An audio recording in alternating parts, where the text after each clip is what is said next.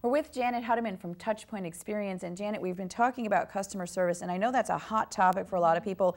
Many people think it's a lost art, and it seems like the businesses in general have sort of moved away from good customer service. Is that true, or is it just a misperception that a lot of us have? And when you're talking about customer service, I think sometimes people also have a misconception that they think good customer service means that nothing ever goes wrong. And my impression is that good customer service sometimes is almost the reverse, which is that when something does go wrong, it's how they handle it, because I find that people are much more tolerant of something that went awry. They understand mistakes happen, whether they sent the wrong item or something didn't work the way it was supposed to. And now the question is, what does that company do to make it better? Or how do they fix the problem? That's exactly right. And is that really customer service? That's what we really should look at, not the that's performance. really the proof in the pudding, if you will. I mean, how do they handle the problems? We were talking about daylight savings time, but I think internet security is one of the things that people are most concerned about now. A lot of people have high-speed access, whether it's through their cable company or whether it's a DSL line.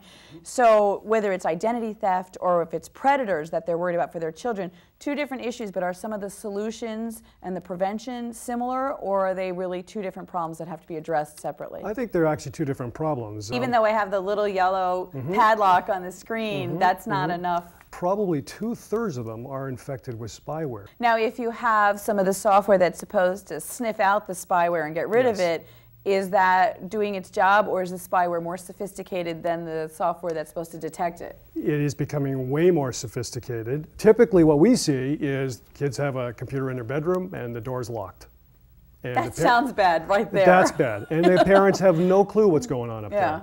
I'd like to be a little more upfront with somebody and let them know I'm monitoring for their own good and have a conversation about it, as opposed to just do it and not have them know. But that's my personality. So is your industry booming because of the proliferation of computers and lack of support that people feel? That's an easy question to answer, yes. And talking to somebody offshore whose language barrier is a barrier to helping them. Right.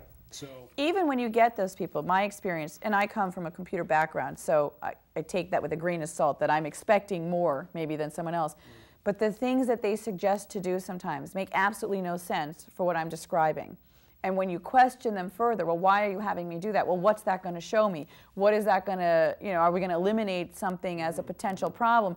It unravels, and what they're telling me, it doesn't make any sense. And I do notice, in all fairness to them, that when I call in, I'm usually quickly passed on to the next level, because I think even the first tier understands that, okay, she's already covered all these things. We need to move her to somebody else. She should be working in here. Right. We have an opening. If you'd like a desk, please call us back, during business hours and come in. So, John, thanks so much for giving us some extra insight onto computer issues. Glad to be here on your show. Thank you. Nice to have you. We're here today with Batsheva Marcus from the Medical Center for Female Sexuality.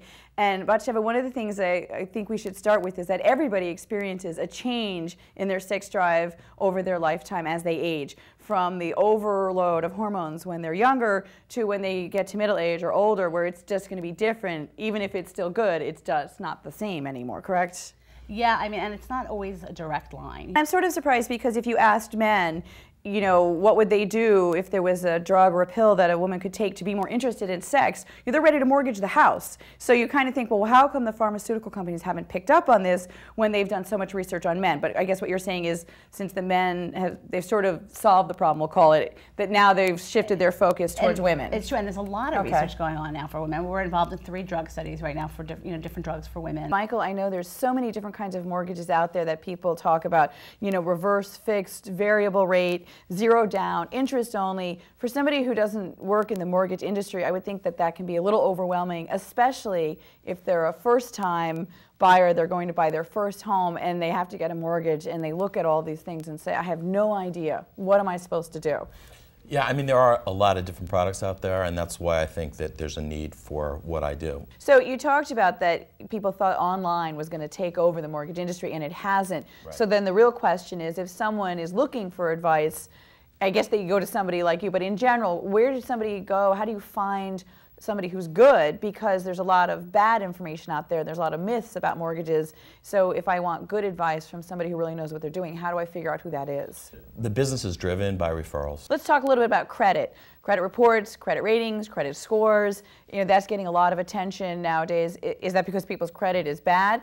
And the other part of that question is, can you get a mortgage sort of no matter what your credit score is? It's just that you're going to get a better deal if you have better credit? Yeah, there's 3 or 4 different breaks. And just to clarify for people, when we talk about a credit score, because everyone has been told for identity theft purposes that they should have their credit reports sent to them annually and stuff, but what you get to check someone's credit score is really similar to that, but much more in depth, correct? We get 3 reports in one, and we use a middle score. And then last but not least, delinquencies and foreclosures. A lot of press on that recently. What's the story there? What's going on?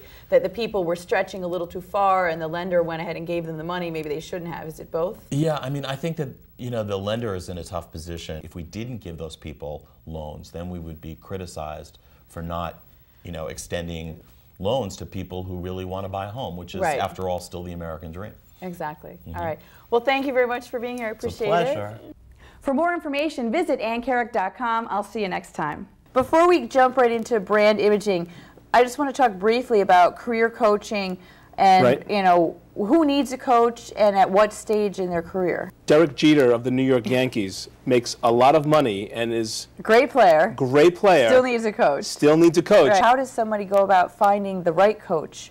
Because obviously you're going to work one-on-one with somebody. It's got to be somebody that works with you and it has your goals and interests in mind. The whole idea then of brand imaging to advance your career is you want to be the go-to person. Exactly. When it's time to go, you're the go-to person. That's right. That's the perfect way. I like that. Home Depot. Right. Little plug for Home Depot. Yes. I'm wearing orange, so I figured why not. No, but you know, you have an image comes to mind, good, bad, whatever. Right. You know, most people have something that immediately comes to mind. So what you're saying is for brand imaging for a person. So like if I say, hi, I'm Ann Karrick, immediately you want people to think, oh, exactly. Like I know who that is, I know what she does, you know, this is what she's really great at. That's right, because you branded yourself so effectively. That's right, because I'm perfect at everything, so you always think of me. Right, exactly. That's your brand, perfect. I'm not sure I want perfect as my brand image, but we'll come back to that. If somebody feels like they've gotten stuck, that's definitely a time to bring in. Right, Bring in the big guns. Bring in Coach Nick, right.